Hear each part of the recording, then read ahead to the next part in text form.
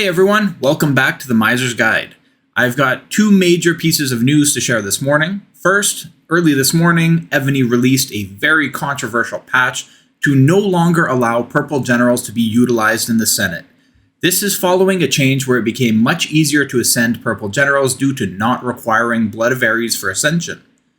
Because Senate buffs are based on ascension status of generals, players started using more easily ascended generals as positions in the Senate.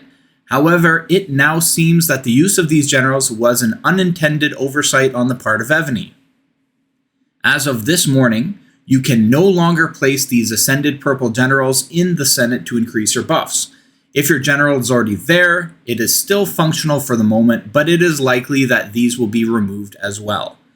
Evony sent out a mail to players saying that it was a data anomaly that allowed players to appoint purple generals, but we've heard this term thrown around several times. There is no text in the Senate information where it states that only certain qualities of generals can be used. More likely, they simply hadn't considered that players would find a use for ascended purple generals, and now that they have, it's time to remove it.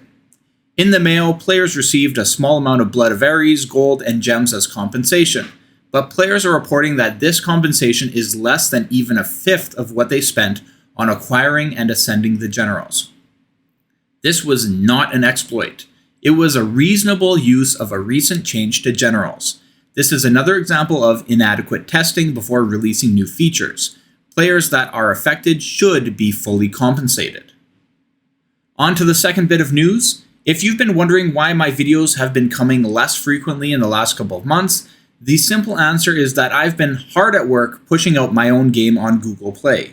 It's finished going through internal testing and closed beta. I opened it up to the public a few weeks ago, and there's been some pretty solid growth. Rather than opening new servers constantly, the game has rounds which restart roughly every 3 to 4 months to allow everyone a chance for a fresh start and a new experience. There are no bubbles or farming in this game.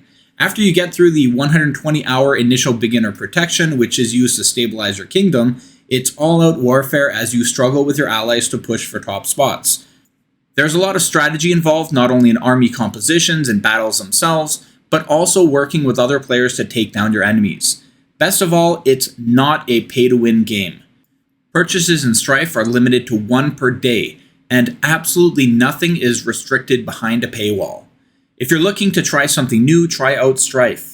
While it might not have the graphical advantages of having a team of artists to make flashy animations to cover up poor gameplay and design, the game itself relies on the complexities of running a kingdom and your own strategizing.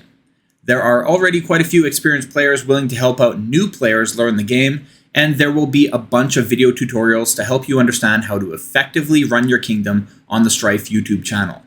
With the new round starting now, it's a great time to try it out.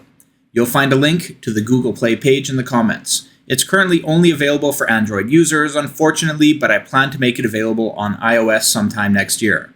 See you in the next video or in Strife. Thank you so much for watching this video and supporting the channel. If you liked what you saw, please consider hitting the like button and checking out other videos on the Miser's Guide to Evony. I'll see you in the next video.